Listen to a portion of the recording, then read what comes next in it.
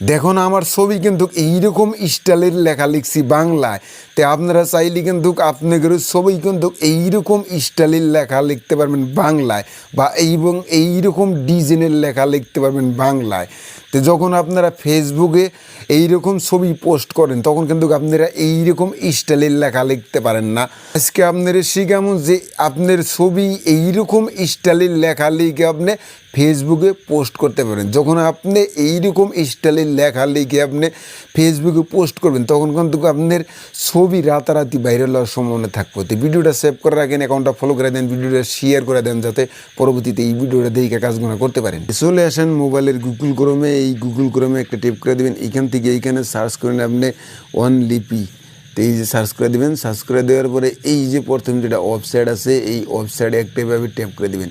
এখানে ট্যাপ করে দেওয়ার পরে এই যে এই অ্যাপসটা আপনারা কী করবেন, ডাউনলোড করে নেবেন। তো আমি কিন্তু এই অ্যাপসটা আগের থেকে ডাউনলোড করে রাখছি, আপনারা ডাউনলোড করে তারপরে কী করবেন, এই ওপেন আছে ওপেনে একটা ট্যাপ করে দেবেন।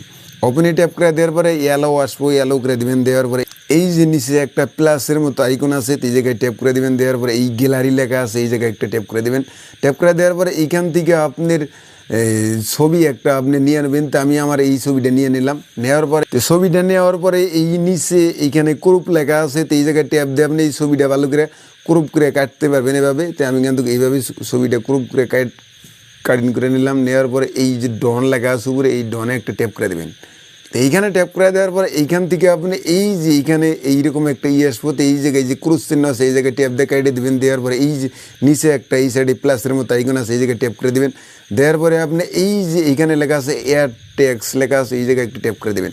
দেওয়ার পরে আপনি এইখানে আপনি কিছু লিখবেন। তো আমি এইখানে কিছু লিখে দিই, হ্যালো কেমন আছেন ভাই।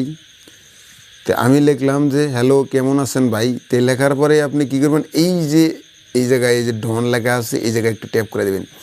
দেওয়ার পরে এখন আমি এই সমস্ত কিছু যা যা খুশি লেখা হয়ে গেছে এইখান থেকে আপনি কী করবেন, এই লেখাগুলো আপনি স্টাইল চেঞ্জ করতে পারবেন। তো এই যে এই জায়গায় একটা ট্যাপ করে দেবেন, যে এই জায়গায় ট্যাপ দিয়ে আপনি এইখান থেকে নিচ ফেলে আসবেন। এইখান থেকে আপনি এই যে লেখার স্টাইলগুলো চেঞ্জ করে নিতে পারবেন। আবার ফের এই জায়গায় ট্যাপ দিয়ে আপনি এইখান থেকে এই যে লেখার স্টাইলিশগুলো চেঞ্জ করে নিতে পারবেন। এই যে আমি চেঞ্জ করে নিলাম।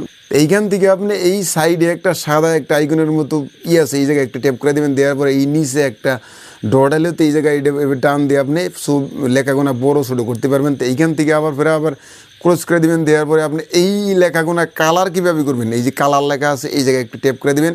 দেওয়ার পরে আপনি এই জায়গায় ট্যাপ দেবেন, এই যে কালার চেঞ্জ ছিল। আবার পরে এই নিচের যেটা এই যে ড্যাশ আইকনটা সেটা ট্যাপ দিয়ে অন করে দেবেন। দেওয়ার পরে আপনি এইখান থেকে ওখান থেকে আপনি এইভাবে কালারগুলো চেঞ্জ করে নিতে পারবেন। বা এবং এভাবে এইখানে ট্যাপ দিয়ে